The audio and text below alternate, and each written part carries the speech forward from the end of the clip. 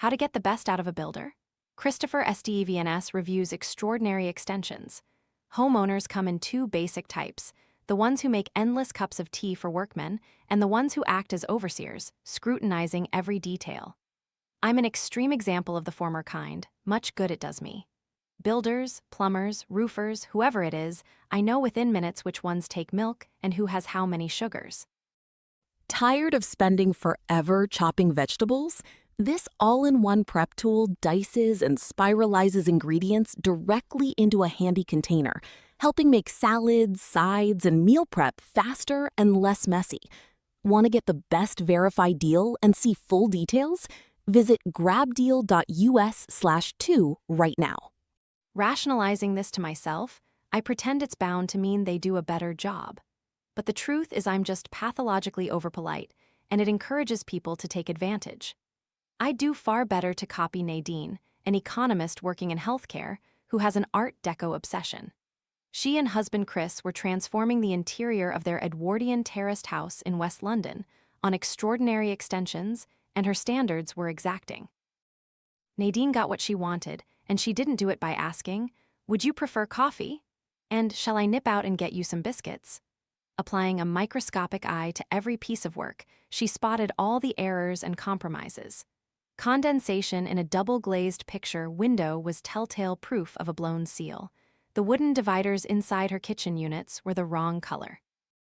Chris and Nadine pictured with presenter Tinny, the former pop star known as Tinny Tempa. Nadine and husband Chris had exacting standards, Christopher Stevens writes, while transforming the interior of their Edwardian terraced house in West London. The results of the renovation were spectacular, Christopher Stevens says, with a 1920s ocean liner.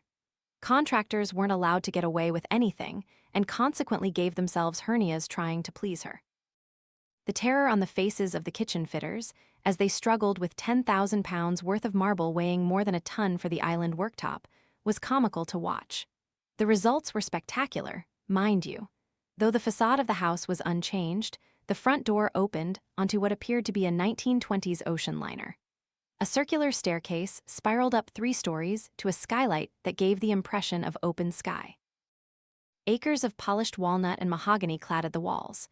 There were walk-in wardrobes, koi carp ponds, even a home office faced in gold bricks. Presenter Tinny, the former pop star known as Tinny Tempa, loved it.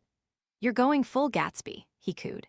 The ever-intriguing PBS America, Freeview 84, marked the 73rd birthday of documentary maker Ken Burns with 2 of his films, including Horatio's Drive, about a road trip from San Francisco to New York.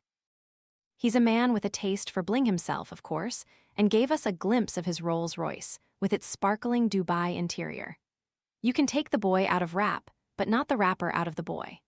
Instead of whizzy 3D graphics and computer-aided design CAD to illustrate the architect's plans, we just see line drawings, with blocks of color to indicate where the extra rooms will go. A second segment took us to Norfolk, where a family were extending their thatched cottage, using only recycled and renewable material, and tackling some of the work themselves to keep costs down. But Nadine and Chris, a fast food franchise entrepreneur who drove a turquoise Porsche, were cutting no corners. They spent between £400,000 and £500,000.